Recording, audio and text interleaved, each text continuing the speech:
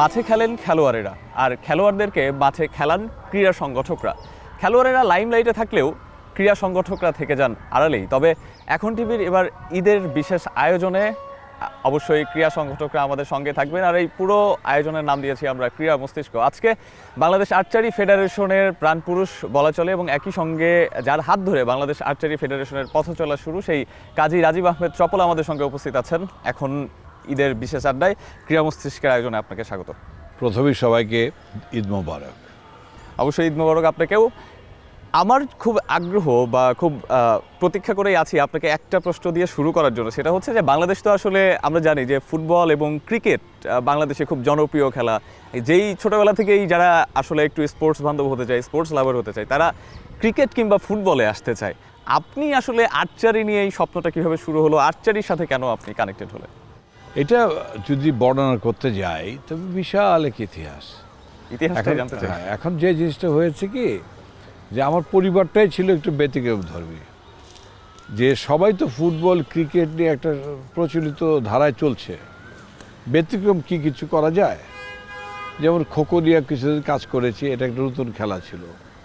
ওইটা থেকে আমি যখন ভারতে গেলাম, ওইখানে আর্চারি খেলাটা সাইটে দেখতাম, তাদের যে এই অল ইন্ডিয়া স্পোর্টস ইনস্টিটিউট আছে ওইখানে দেখতাম, এটা আগ্রহ ছিল। তারাও বলতো সালটা কত হবে?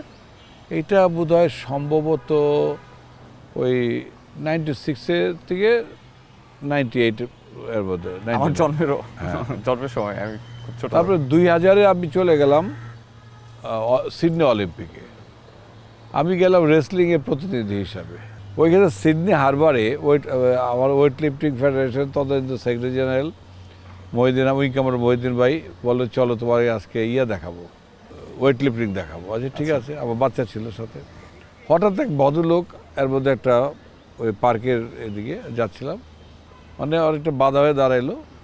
সে আমার বাচ্চারা দেখে করলো, আমার পকেটের দিকে তাকালো, বলে হোয়াট ইজ দিস? বলে বডি ফিটনেস গেম। হাসতেছিল, তোমার বডির সাথে তোমার ফিটনেসের সাথে কোনো সম্পর্ক নাই। হ্যাঁ, সম্পর্ক নাই, তবে আমরা তো অর্গানাইজার। তখন বলে একটা কার্ড দিয়ে আমাকে বলে যে হোয়াট ইজ ইউর নেম? আমি বললাম মাই নেম ইজ চপল। আমার কোনো তখন ভিজিটিং কার্ডটা কিছু ছিল না। আমাকে কার্ডটা দিয়ে বলে তুমি আমার সাথে কন্ট্যাক্ট করো, আর তুমি আমাকে তোমার ইমেল অ্যাড্রেসটা দাও। তো আমি ইমেল অ্যাড্রেস, তখন তো হোয়াটসঅ্যাপ টোয়াটসঅ্যাপে তো বুঝতে পারা ছিল না বোধ হয়। ইমেল করলো, মানে ইমেল নাম্বারটা দিলাম। আপনি এটা বলছেন 2000 সালের সিডনি অলিম্পিকে? সিডনি অলিম্পিকে। তারপরে চলে আসলাম। আমার ফ্যামিলি তখন ছিল, সিডনিতে ছিল, অ্যাডিলেইডে ছিল। ওইখান থেকে আমরা দেশে চলে আসলাম। বেশ একটা বিরতি। হঠাৎ করে একটা মেল পেলাম যে আমি আসছি, ট্রানজিট তোমার বাংলাদেশে, তুমি আমার সাথে ট্রানজিটে দেখা করো। আমার একটু সময় লেগেছে ওটা রিকগনাইজ করতে। তারপরে আমি দেখলাম যে উনি জিম স্টন, ওয়ার্ল্ড আর্চারি ফেডারেশনের উনি প্রেসিডেন্ট। তখন তাকে লিখলাম যে দেখো, ট্রানজিটে দেখা করা আমাদের দেশে খুব দুঃসহ ব্যাপার, তুমি একদিন আমাদের আতিথ্য গ্রহণ করো। আচ্ছা। তো উনি আমাদের আতিথ্য গ্রহণ করে অনেক ফান করলেন আমাকে। উনি বেশ লম্বা ছিল, খাট টাট নিয়ে। উনি আমাদেরকে বললেন যে তোমার তো সুন্দর আয়োজন করে, এই মাঠেই কিন্তু আজকে যেখান থেকে আপনি আমার ধারণ করছেন, এই মাঠে ওই জায়গায় বসে আমরা কিন্তু জিম স্টোনে বসে ঠিক এইভাবে ছিল, ছোট একটা পরিসরে আমরা। অর্থাৎ আপনাদের প্রথম যে সাক্ষাতের কথা বলছেন সেটা এই উইমেন্স কমপ্লেক্সে? প্রথম যে সাক্ষাৎ সিডনি হারবারে। সেকেন্ড সাক্ষাৎ হলো মহিলা এয়ারপোর্ট, তারপরে মহিলা ক্রীড়া সংস্থায়। আচ্ছা। এখানে আমাদের বাংলাদেশের কার্যক্রম ওপেন করেছিলেন উনি। এটা আমাদের জন্য বিশাল সৌভাগ্য, কারণ অনেক দেশ, এই হিস্ট্রিটাই তো অনেকে আমরা জানি, অনেক দেশ স্বপ্ন ভাবতো যে ওয়ার্ল্ড আর্চারি ফেডারেশনের প্রেসিডেন্ট আসবে। আমরা সৌভাগ্যবান যে আমরা শুরু করার আগেই ওনাকে আমরা পেয়েছি। উনি আমাকে ঠিক বলতো যে আমার তো ছেলেরা আছে, তুমি আমার আরেকটা ছেলে। এবং এখানে এসে আমাকে বললেন যে চপল শোনো, এদের নিয়ে তুমি যাদের নিয়ে কাজ করছো, এদের নিয়ে তো খেলাধুলা হবে না। তুমি দেখেছো যে তার টার্গেটে মারছে না, মারছে নিচের দিকে। তার মানে ওরা expert for bird and rat, বুঝতে পারছো? ইঁদুর এবং পাখি, এই দুইটা জিনিস ওরা শিকার করে, এর বেশি ওরা পারবে না। তুমি একটা কাজ করো, তুমি স্কুল কলেজের ছেলেমেয়েদের এবং ইউনিভার্সিটির ছেলেমেয়েদের দিয়ে শুরু করো। আজকে ছেলে মেয়েদের দেখছেন না এখানে সব স্কুল গোয়িং, এবং এরাই ভবিষ্যতে খেলো। আজকে আমাদের যতটা স্টার আমরা পেয়েছি আছে সব কিছু স্কুল গোয়িং স্টুডেন্ট থেকে আমরা এসেছি। জিমি স্টোন তো আপনাকে হেল্প করলেন, তারপরে শুরু হলো, তিনি বাংলাদেশে আসলেন। অনেকটা সৌভাগ্যই বলতে হবে বাংলাদেশ আর্চারি ফেডারেশনের, যে জিমি স্টোন হঠাৎ করে বা কোইন্সিডেন্টলি হলে বাংলাদেশে চলে এসেছেন। ওনার আসলে কোন কথাটা আপনাকে সবচেয়ে বেশি ইন্সপায়ার করেছে যে আর্চারি ফেডারেশন আপনি শুরু করলেন? ব্যাপার হয়েছে কি, উনি যখন ইয়েতে সিডনি হারবারে দেখা, উনি কিন্তু ধরেই নিছে বাংলাদেশের নতুন কান্ট্রি হিসেবে আত্মপ্রকাশ করতেছে। উনি আমাদের একটি ওয়েলকাম কিটস পাঠাইছিলেন নিয়ম কানুনগুলো পড়ার। তারপরে আগে আমরা করতাম সারা রাত বসে বসে ওয়েবসাইট থেকে আর্চারি সম্পর্কে অনেক কিছু আমরা ধারণা নিয়েছি।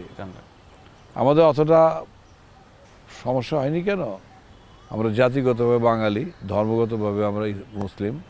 আমাদের ধর্ম এবং আমাদের বাঙালির জাতিসত্তায় এই তীরন্দাজি খেলাটা খুব ঐতিহাসিক খেলা। একদমই না, মানে আপনি নিজেও কি কখনো স্বপ্নে ভেবেছিলেন যে আপনি আর্চারি ফেডারেশনের ক্রীড়া সংগঠক হবেন, কিংবা আর্চারি ফেডারেশন আপনার হাত ধরে শুরু হবে, এরকম কি কখনো ভেবেছিলেন আসলে? না, এটা তো ভাবার কোনো অবকাশই নেই, কারণ এটা তো আকস্মিকভাবে সব কিছু ঘটেছে।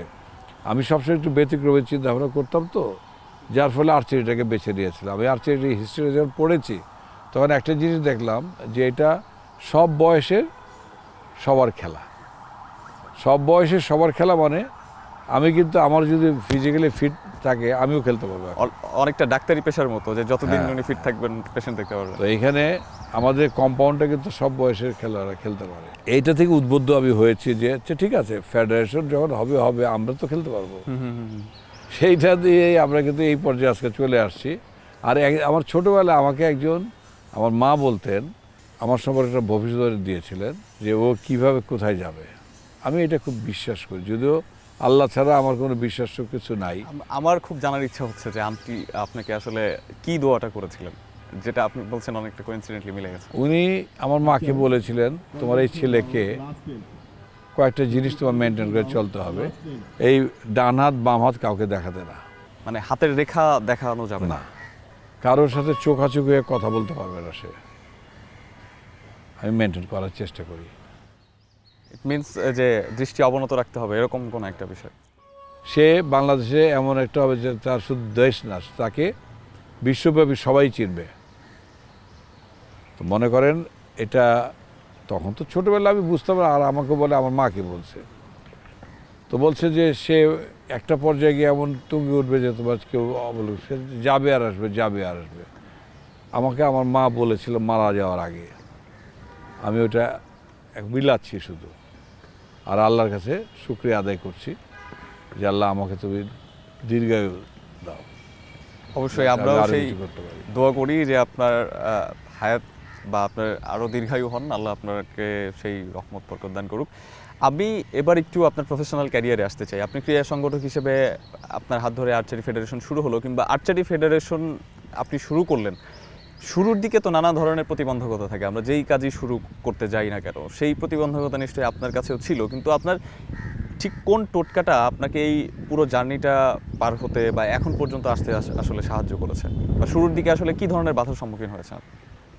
বাধা কিন্তু বাংলাদেশের একদম প্রতিটা স্টেপে বাধা।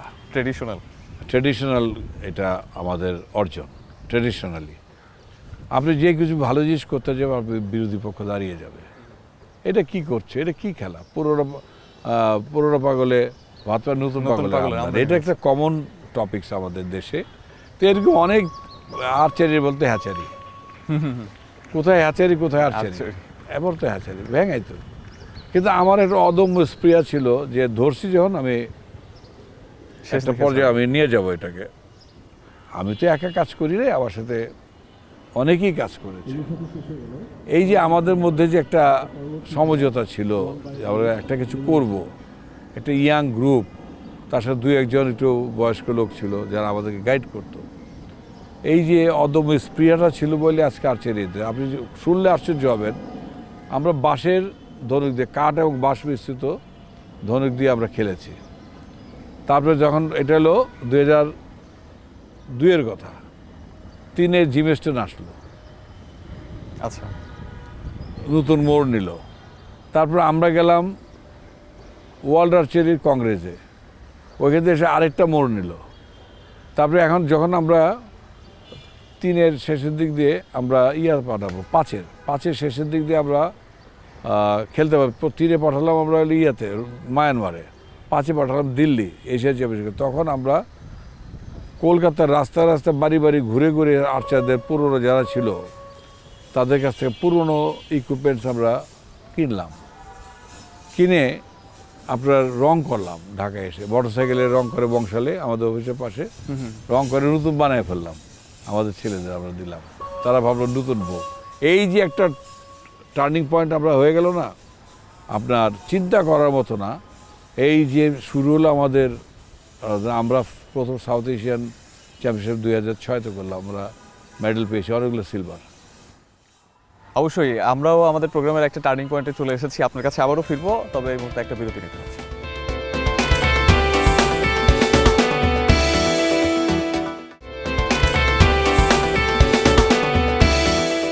বিরতির পর আবারও ফিরলাম, দেখছেন ক্রীড়া মস্তিষ্ক, এখন টিভির ঈদের বিশেষ আয়োজন। আর এই আয়োজনে আমাদের সঙ্গে আছেন যথারীতি কাজী রাজীব আহমেদ চপল।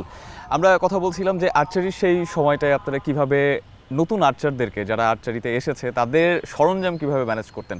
সেই সমস্যা নিশ্চয়ই এখন কেটে গেছে এবং দীর্ঘ একটা সময় আপনারা পার করেছেন। আমি আরেকটু আপনার কাছ থেকে গল্প জানতে চাই, সেটা হচ্ছে যে আর্চারি ফেডারেশনের সাধারণ সম্পাদক হিসেবে আপনি দীর্ঘদিন কাজ করেছেন, বর্তমানে আপনি ওয়ার্ল্ড আর্চারি এশিয়ার প্রেসিডেন্ট হিসেবে আছেন এবং এই জায়গাটাতে দক্ষিণ কোরিয়া আর্চারিতে বেশ ভালো করে, সেখানকার প্রভাবশালী ক্রীড়া সংগঠকরাও রয়েছেন। থমাস হানের মতো এরকম শক্তিশালী একজন প্রতিদ্বন্দ্বী প্রার্থীকে আপনি হারিয়ে ওয়ার্ল্ড আর্চারি এশিয়ার প্রেসিডেন্ট নির্বাচিত হয়েছেন।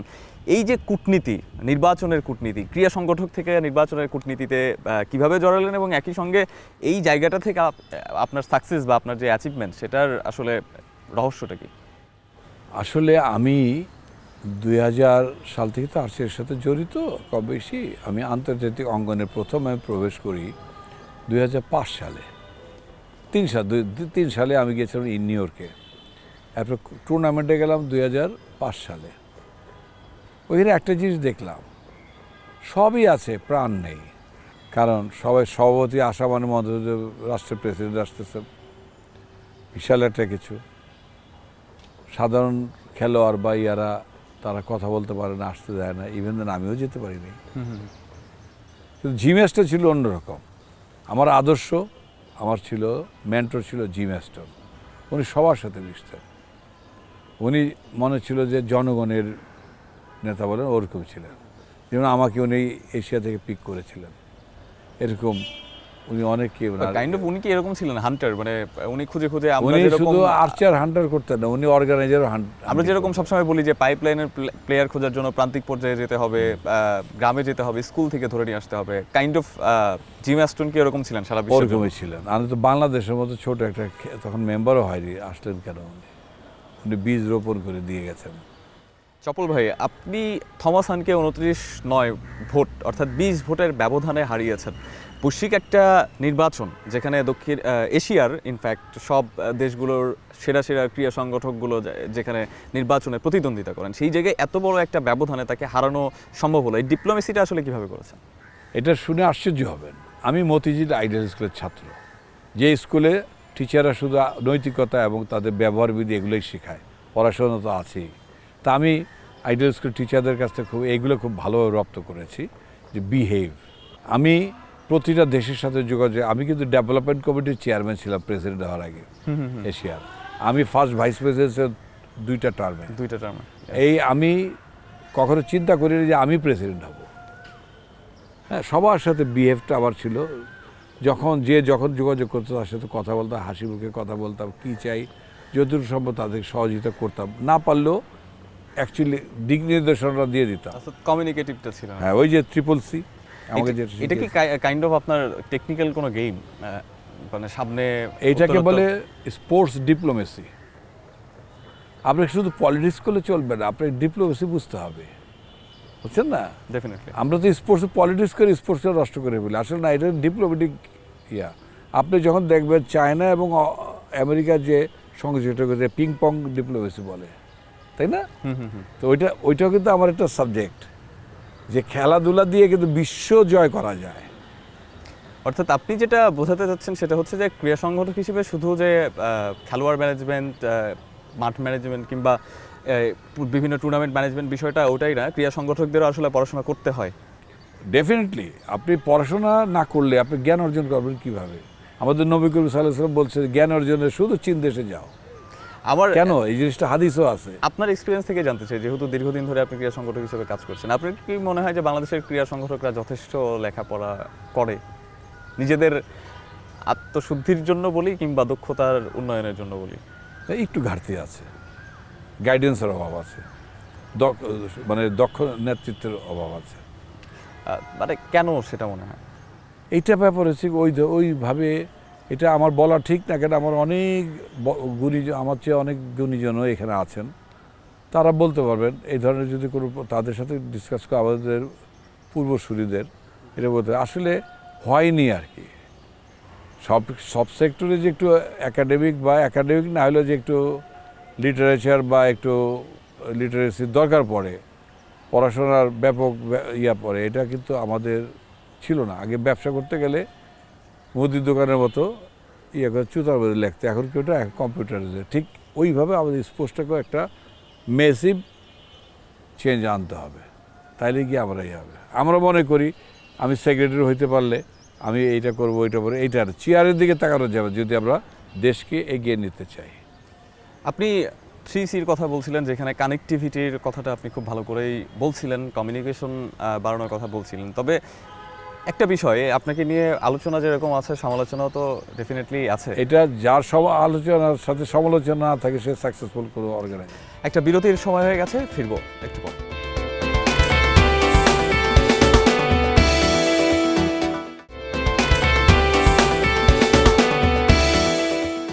বিরতির পর আরও একবার স্বাগত ক্রীড়া মস্তিষ্কের সঙ্গে রয়েছেন যথারীতি চপল ভাই, এবং আমরা কথা বলছিলাম আর্চারির গল্প, এবং সেই আর্চারির সাথে ডেফিনেটলি আপনি ওতপ্রোতভাবে জড়িত আর্চারির শুরু থেকেই।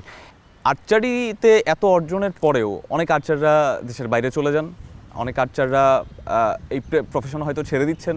এই যে গ্যাপটা আসলে তৈরি হচ্ছে বা আর্চারির সাথে এই যে দূরত্বটা তৈরি হচ্ছে, সেটা আসলে কেন তৈরি হয়, এবং এটার জন্য কি আসলে আপনাদের দিক থেকে কোনো ঘাটতি আছে নাকি আমাদের সম্মিলিত প্রচেষ্টার অভাব? আসলে দেখেন, যে কোনো প্রফেশনে বেস থাকতে হয়। আর্চারি নতুন একটা ডিসিপ্লিন। এখন আমি যদি আর্চারি আজকে 24 বছর 25 বছর হয়ে গেছে, এখন এটা ভিত শক্ত হয়নি। আপনার একটা ছাদ ডালাই দিলে, যে একটা পিলার ডালাই দিয়ে 21 দিন তাকে কিউরিং করতে হয় না, ঠিক এইটাকে এরকম অনেক মানুষ, অনেক ফেডারেশন তো আছে 50 বছর হয়ে গিয়েছে কিন্তু কোনো অর্জন নাই। একটা ফেডারেশন তার ধারাবাহিকতা রক্ষা করে এখন পর্যন্ত, যার ঘরে নাকি 42-43টা গোল্ড, 50টা মতো সিলভার, 50টা মতো ব্রোঞ্জ পেয়েছে, পরপর 2বার অলিম্পিক কোয়ালিফাই করেছে এবং প্যারা অলিম্পিকও কোয়ালিফাই করেছে, যে নাকি প্রথম, যেই ফেডারেশন নাকি প্রথম ইউথ অলিম্পিকে কোয়ালিফাই করছে এবং সেমিফাইনাল খেলেছে, চতুর্থ অর্জন করেছে। এখন যখন নাকি এই অর্জনগুলোর সাথে কালিমা লেপনের জন্য অনেকেই আছে, অনেক থাকতে পারে। প্রতিটা সাকসেসে যদি একটু সমালোচনা না হয় না, ওটা সাকসেসফুল হয় না। যখন আমি ভাববো যে এটা সমালোচনা হচ্ছে, তখন ভাববো সাকসেস। ক্রীড়া সংগঠক হিসেবে আপনার দীর্ঘদিনের পথ চলা, বাংলাদেশে ক্রিকেটের কথা যদি বলি, মাহমুদুল রিয়াদ মিডল অর্ডারে খেলতেন এবং যখন দল বিপর্যয়ে পড়তো সেই জায়গা থেকে তিনি বারবার ওভারকাম করেছেন, দলকে জিতিয়েছেন, দলকে সুবিধাজনক অবস্থায় নিয়ে গেছেন। তাই জন্য তাকে আমরা ক্রাইসিস ম্যান বা সাইলেন্ট কিলার বলি। আর্চারি ফেডারেশনেও বিভিন্ন সময় বিভিন্ন উত্থান পতন নিশ্চয়ই গেছে এবং সেই ক্রাইসিসগুলো আপনি হ্যান্ডেল করেছেন। সো আপনার কি মনে হয় যে মানে আপনি আর্চারি ফেডারেশনের ক্রাইসিস ম্যান? কী ধরনের ক্রাইসিস ফেস করেছেন? বিভিন্ন সময় অনেক, যেমন বিশেষ করে অর্গানাইজিং সেক্টরে, ফিনান্সিয়ালটা আমি ধরবো না, কেন এটা আল্লাহ বিট আপ করে দিয়েছে এবং প্রত্যেকটা জিনিসে আল্লাহ আমাকে সহায়তা, আল্লাহ মহান আল্লাহ তাআলা ওনার অসীম কৃপায় আমি সাকসেসফুল হয়েছি। যেমন ভিসা ক্রাইসিস, জিও ক্রাইসিস, আমাদের দেশে আগে জিও লাগতো 1 মাস লেগে যেত, ওইটা 1 সপ্তাহে বের করাটা, দৌড়াদৌড়ি করাটা, সাবমিট করাটা, এগুলি সবচেয়ে একটা চ্যালেঞ্জ। এটা কি শুরুর দিকে আপনার নিজেরই করতে হয়েছে? এখনও নিজের হাতেই করতে হয়, এখনও ধাক্কাধাক্কি করতে হয়, যেটা এটা করো, ওইটা করো, ওইটা করো, এটা লাগবেই। যে সচেতন সে সব কিছুতেই সচেতন। আমরা অনেকে চেয়ার দখল করে বসে আছি, কিন্তু আমরা জানি না যে নিজেদের কার কতটুকু যোগ্যতা আমাদের এই ক্ষেত্রে আছে। এটাই সমস্যা আমাদের। চেয়ার দখল করার প্রসঙ্গ যখন আসলো তখন একটা প্রসঙ্গ অবধারিতভাবেই চলে আসে, সেটা হচ্ছে যে ক্রিকেট এবং ফুটবল ছাড়া অন্যান্য যেই ফেডারেশনগুলো রয়েছে সেই ফেডারেশনগুলোর সাধারণ সম্পাদক, সভাপতি কিংবা গুরুত্বপূর্ণ দায়িত্বে যারা আছেন, আমরা দেখি যে 20 বছর, 25 বছর, 30 বছর ধরে তারা সেই সব দায়িত্বগুলোতে থাকেন। এটাকে আপনি কিভাবে আসলে দেখেন, যে এটা ইমোশন বা অনুভূতির জায়গা, এটা প্যাশন, নাকি এখানে আসলে ওই যে আমরা বিভিন্ন সময় বলে থাকি যে চেয়ারের আসলে আলাদা একটা মধু আছে? আমি একটা কথা বলি, আপনার অভিজ্ঞতা একটা মূল্যায়ন করতে হয়। আমাদের দেশে সেই অভিজ্ঞতাটাকে আমরা কখনো মূল্যায়ন করি না। আপনার ডাল আর ভাত হলে কী হয়, খিচুড়ি হয়ে যায়। খিচুড়ি হলে কী হয়, আপনার খেতে সুবিধা হয়, কিছু মজা লাগে। কিন্তু যদি ধরেন ওইটা গুণাগুণটা কতটুকু আপনি বুঝতে পারেন। এখন কথা হলো কি, আমাদের ক্রীড়াঙ্গনটা একটা খিচুড়ির মতো হয়ে গেছে, বুঝতে পারছেন? কইলে অনেকে আমাকে দোষারোপ করবে, কিন্তু অভিজ্ঞতা একটা মূল্যায়ন করতে হবে। আজকে বর্তমান আপনারাই বলতেছেন ক্রীড়াঙ্গনের স্থবিরতা কেন হয়েছে, সবই বুঝেন, আমার মুখ দিয়ে বলতে হবে না।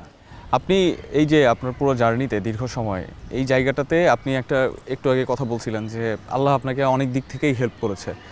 মৌসুমী ইন্ডাস্ট্রিজ লিমিটেড, অর্থাৎ কিউট, শব্দটা অনেক সুন্দর। সো আমরা বিভিন্ন সময় দেখেছি আচার্যের বিভিন্ন প্রোগ্রামে এই কোম্পানিটাই স্পন্সর হিসেবে থাকে অন্যান্যদের সাথে। সো এই কোম্পানিটা দায়িত্বেও আপনি আছেন। এই যে সবসময় আপনি স্পন্সর করে যাচ্ছেন আপনার ফেডারেশনকে, এটার সাথে মানে এই দায়িত্বটা আপনি কেন নিলেন? এটা তো নাও নিতে পারতেন। শুনেন, আমরা যে আমাদের 4টা ভাই, আমার বাবা, সবাই আমরা কিন্তু অর্গানাইজারই ছিলাম এবং আছি। আমরা কিন্তু ওই মৌসুমি ইন্ডাস্ট্রিজ বা ইন্ডাস্ট্রিয়ালিস্ট হিসাবে কিন্তু স্পোর্টসে ঢুকে নাই। স্পোর্টসে আমরা সেই তারুণ্য থেকে, আমরা সেই বিগিনিং থেকে আমরা স্পোর্টসের সাথে জড়িত, খেলতাম, এখন খেলাচ্ছি।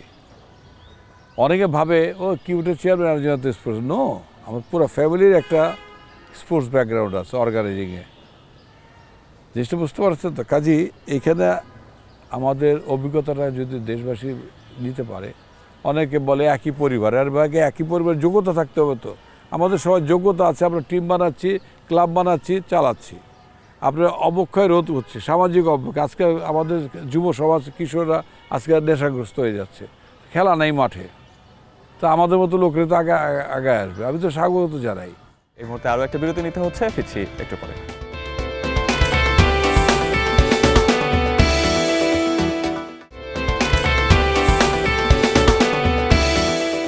আরও একবার ফিরলাম বিরতির পর। সঙ্গে আছেন ক্রিয়া মস্তিষ্কের, আর আমার সঙ্গে এই মুহূর্তে রয়েছেন চপল ভাই যথারীতি। আমরা অনেক আপস অ্যান্ড ডাউনস নিয়ে কথা বলছিলাম, শুরুর কথা বলছিলাম। এবার একটু, যেহেতু ঈদের প্রসঙ্গেই আসতে চাই। ছোটোবেলা থেকে আপনাদের ফ্যামিলি বলছেন যে স্পোর্টস বান্ধব, আঙ্কেল আন্টি থেকে শুরু করে আপনার সহোদররা বা ভাইরা যারা ছিলেন সবাই স্পোর্টস ফ্যামিলিতে। আমরা বিভিন্ন সময় দেখেছি যে ঈদের দিনও আসলে খেলাধুলা থাকে, ঈদের দিনও খেলতে হয়। এই মানে বিষয়গুলোকে আপনারা কিভাবে ম্যানেজ করেছেন, নাকি সবসময় স্পোর্টসের সাথে কম্প্রোমাইজ করেছেন ঈদের ছুটিটাকে? এটা যদি বলি, আমার মিসেস আছে এখানে, জানতে পারতেন যে আমার কোনো ঈদ ছিল না। প্রথম স্বর্ণপদক যখন আমরা কলকাতাতে ইন্ডিয়াকে হারিয়ে পেলাম, সেজন্য ঈদের দিনই ছিল। 2007 সালে যখন এশিয়া কাপ কলকাতায় হয়, আমি গেলাম। বাংলাদেশ ভালো খেলছিল। ইন্ডিয়ার একজন আমার গুরুই হবে, উনি গুরুই বলি ওনাকে, দেখতে যাব আমি। তো উনি বললে, এই কী বলছিস তুই, শোন, বেশি হাত বাড়াবি না, হাত কিন্তু জ্বলে যাবে, আগুনে হাত দিস না। তুই চিন্তা করতে পারছিস, তুই স্বর্ণের কথা ভাবছিস, হ্যাঁ, এত বড় চিন্তা করিস না, নর্মাল থাক। আমি তো আপনাদের হারিয়ে স্বর্ণটা নিয়ে যাবো এখান থেকে। আপনি তখন থেকেই মানে খেলা শুরুর আগে ওর অতটা আত্মবিশ্বাসী ছিলেন যে স্বর্ণপদক পেতে যাচ্ছে? যখন সাজ্জাদ সেমিফাইনালে উঠলো, আমি তখনই ধরে নিয়েছি একটা অঘটন ঘটবে। আমি পৌঁছালাম, সে স্বর্ণপদক পাইল 4 রাত। আমি ওভারনাইট তাদেরকে কলকাতা থেকে রওনা করাই দিলাম, ঢাকা আসো। ডাবল ঈদ? হ্যাঁ, ডাবল ঈদ করলাম আমরা, বুঝছেন না? ঢাকায় মনে আছে আমাদের রুমি ভাই তখন প্রেসিডেন্ট ছিলেন, উনি, আমরা সবাই ঈদ উদযাপন, তাদের খানা পিনা আলাদা করে একদম শ্যামাই ট্যামাই যা আছে, পুরো বাসটা চলে আসলো আমাদের আর্চারি এখন যে বর্তমান অফিসে, এখানে খোখো ফেডারেশনের সামনে।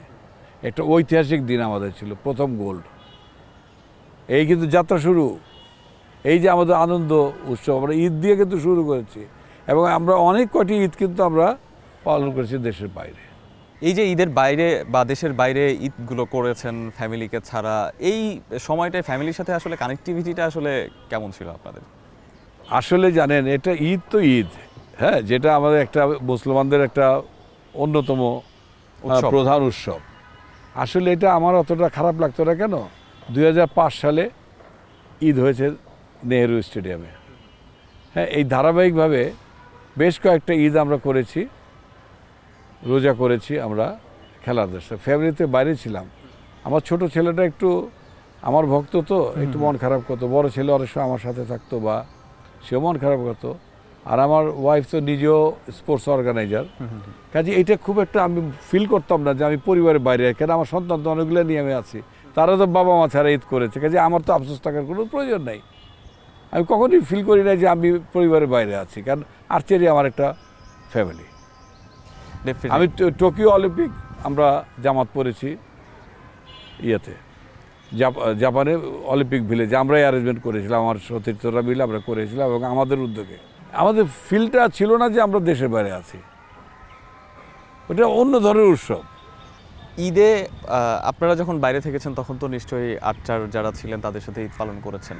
ঢাকায় আছেন, ধরুন কোনো ঈদে, সেই সময় কি আর্চারদের সাথে আলাদা করে আপনাদের মিলন মেলা হয়েছে? যখন ঢাকা দনে আমরা ঈদের পরের দিন বা 2 দিন পরে আমরা দেশের বাইরে যাব, ক্যাম্পটা ঈদের দিনে চলছে, আমি নামাজ পড়ে চলে যেতাম তাদের সাথে ঈদ করার জন্য। আপনারা অনেক সময় তো টেলিভিশনে দেখেছেন যে ঈদ উৎসবে সংগঠকরা, আমি আসলে আমার ফ্যামিলির সাথে আমি আর্চারদের নিয়ে কমফোর্ট ফিল বেশি করেছি, ঈদ আনন্দ উদযাপন করেছি অধিকাংশ সময়। আপনি বিশ্ব আর্চারি থেকে ব্রোঞ্জ ফলক পেয়েছেন, এবং 2012 সালে আপনি জাতীয় ক্রীড়া পুরস্কারও পেয়েছেন। এই অভিজ্ঞতাগুলো আসলে কেমন? এই যে অনুভূতিগুলো, সেই অনুভূতিটা একটু জানতে চাই। আমি খুব খুশি হয়েছি, প্রথম আপনি আমার অনুভূতিটা জানতে চেয়েছেন, যে আমরা আসলে কাউকে নিজেকেই সম্মানিত করতে পারি না। কেউ এই যে ব্রোঞ্জ ফলকটা পেয়েছি, এটা কিন্তু একটা রিমার্কেবল জিনিস, অর্গানাইজার হিসেবে স্বীকৃতির প্রথম ধাপ। এক্স্যাক্টলি, স্বীকৃতি। বিশ্বব্যাপী অর্গানাইজার হিসেবে স্বীকৃতি। আপনি জানেন, ওই ফলকটা যখন পেয়েছি, আমার এইটার ইম্প্যাক্টটা পড়েছে আমাদের টোটাল আমার ইলেকশনটায়, প্রেসিডেন্ট ইলেকশনে। কারণ ওইখানে সব প্রতিনিধিরাই ছিল, তারা দেখেছে আমি কি, এই আমার হাততালি সবচেয়ে বেশি পড়েছিল তখন, যে আমি পেয়েছি। কাজেই এটা আমার কাছে খুবই, কিন্তু আমরা কাউকে সম্মানিত করতে পারি না আমার দেশে, কিন্তু আমি এটা কোনো ইম্প্যাক্ট না, অনেকে তো ইনফ্যাক্ট ইভেন জানেই না যে ব্রোঞ্জ ফলকের মানে কেন এটা একটা স্বীকৃতি এবং এটার সম্মান আসলে কতটা। এই যে আপনি একটা প্রথম প্রশ্ন একটা করেছিলেন, অর্গানাইজারদেরকে একটু পড়াশোনা করতে হবে, তাদের তো একাডেমিক পড়াশোনার দরকার নাই, তাদের স্পোর্টস পলিসিগুলো পড়লে হবে, স্পোর্টস ডিপ্লোমেসি সম্পর্কে পড়াশোনা করলেই হবে, তাহলে সব একাডেমিক বা এডুকেশনাল ইয়েটা চলে আসবে।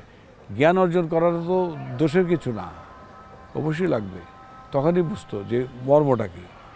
জাতীয় ক্রীড়া পুরস্কার পেয়েছেন 2012 সালে, সেটার প্রসঙ্গেও একটু জানতে চাই। এবং একই সঙ্গে তীর ধনুকে বাজিমাত নামে আপনার একটা বই আছে, যেটা আপনার সম্পর্কেই লেখা, একজন সম্পাদক সেটা সম্পাদকীয় উপস্থাপনা করেছেন।